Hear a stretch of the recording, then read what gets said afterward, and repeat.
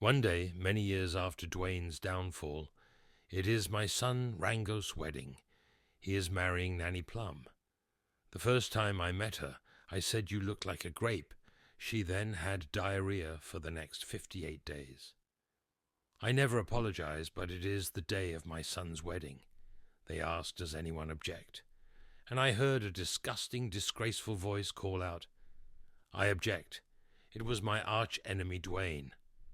The Rock Johnson's blood-covered, noseless head, it seemed as if he had been resurrected using dark magic. I turned to see Nanny Plum. Waving her wand, it was her who resurrected Dwayne. I quickly grabbed a rope, jumped over to her, wrapped it round her neck, and threw it onto the chandelier, and she choked to death. She was the antagonist. The look on my son's face was pure horror and agony. He started shouting at me. He threw a punch. I stopped it and disarmed him, literally. The blood was rushing out of his shoulder, but told someone to take him to the hospital. I chased after Dwayne. I looked around and ripped a metal pole from off the wall and threw it straight to his direction. He was waddling away on the flaps of skin left over. The pole went through his eye. It popped out. I had killed him for the second time. The next day, my neighbor, San Franz Fontaine, told me that Super_Yavan was planning to kill me with his dog, so I set out on a mission to kill every dog I suspected, and so I did. I kicked and punched and drowned and shot and hung and stabbed and burnt all the dogs I saw, until it came to a dog sitting peacefully on a cliffside. He was wearing a police uniform, and he was suspicious, so I pressed my foot on his back and pushed. I saw his body go flying, and I heard the howls and the loud thump when he hit the ground. I knew an attack was imminent, so I had to prepare. I bought guns and armor and swords to prepare to fight.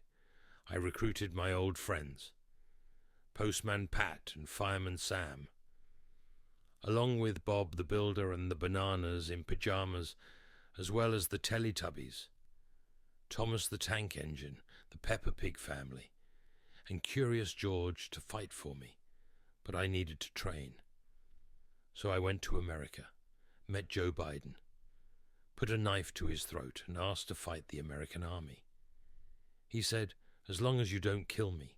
So I removed the knife and jammed it in his chest and twisted it. The army was fighting me, so I grabbed my katana and started slicing. I jammed it into someone's chest and sliced upwards, then down, slicing them in half. I jumped person from person, slicing and stabbing and ripping and pulling, until it came to the General of the Army, Great Grand Francis the 65th of the state of Washington, great-great-great-great-great-great-great-great-grandson of President George Washington. So I grabbed him by the neck, chopped off his legs, then his arms, and I threw him down and stabbed so many holes he was bleeding everywhere. Then I plunged my hand into his chest and pulled out his heart, squeezed it until it popped, and kicked in his skull. My training was complete. I am Jewish and wanted to get revenge on Adolf Hitler, so I located a spider named Jacob, told him I needed a time machine. He said 5 billion pounds. I squashed him with a single toe, killing him instantly. Took his time machine and went back to the year 1945, went into Hitler's bunker and poured molten lava all over him, just so he wouldn't die, but would feel pain so bad that Jupiter would kiss Pluto. Then I fired a gunshot to make it look like he committed suicide. Left 1945 and came back to 2024. I come back to see 8 big men built like Slender Man wearing sunglasses, and a cheese wheel for a hat, but Frank dual wielding. Milk bottles takes one down. I walk over so casually like Keanu Reeves and snap ones, neck twist them round into a katana, and sliced 4 down. Then Frank Crane kicked the other 2 in the face, knocking them to the floor. I looked on their sunglasses and saw the Super_Javan logo, the wolf, How dare he attack me after I helped him kill Boba Solo? Oh, 10. I will end him. With the click of a finger, I teleported Super_Javan to space, stranded in a crashing spaceship, and he lands on a green moon where I am standing, waiting for him, arms crossed. Me and my army charged towards him, but a battalion of blue dog crocodiles rushed from behind him. He looked drunk, high-ill and flabbergasted all at once. I grabbed my sword, he grabbed his kitchen sink, made of uranium, and we clashed.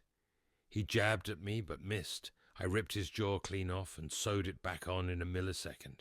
He punched me in my iron belly. I smashed his sink, but a dog crocodile ripped off my arms. This gave Super_Javan the chance to punch me square in the face. The air fell straight out my bum, but my arms easily grew back.